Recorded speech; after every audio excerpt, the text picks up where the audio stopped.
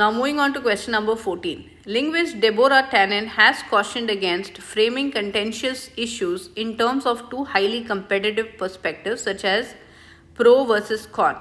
According to Tannen, this debate-driven approach can strip issues of their complexity and, when used in front of an audience, can be less informative than the presentation of multiple perspectives in a non-competitive format.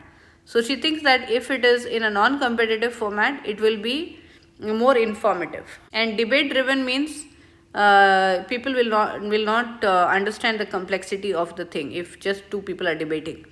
And less informative it will be if it's debatable and if it's debated, and it is better to give it in a presentation form. Can be less informative than the presentation of multiple perspectives in a non-competitive format.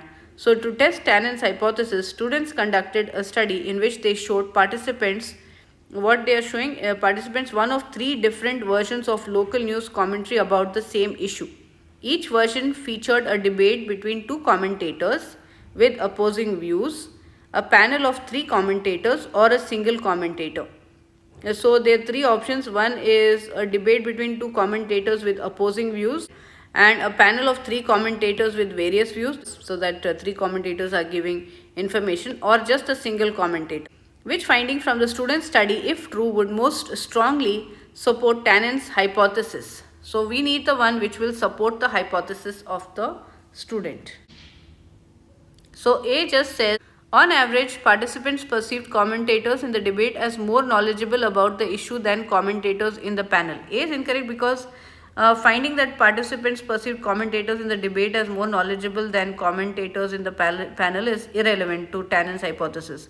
Because her hypothesis that presenting multiple perspectives on an issue is more informative to the audience than presenting opposing views of the issue. So participants' perception of how knowledgeable panelists are has no bearing on how much participants learn from the panelists.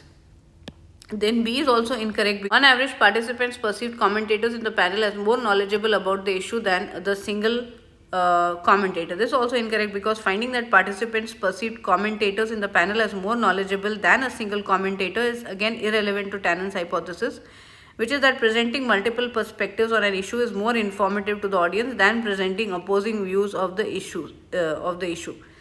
So participants' perception of how knowledgeable panelists are has no bearing on how much participants learn from the panelists, and Tannen's hypothesis says nothing about how informative single commentators are. And C is the best answer because in this case it says on average participants who watched the panel correctly answered more questions. That means they got more knowledge, correctly answered more questions about the issue than those who watched the debate or the single commentator did. This is the best answer because it presents the finding that, if true, would most strongly support Tannen's hypothesis.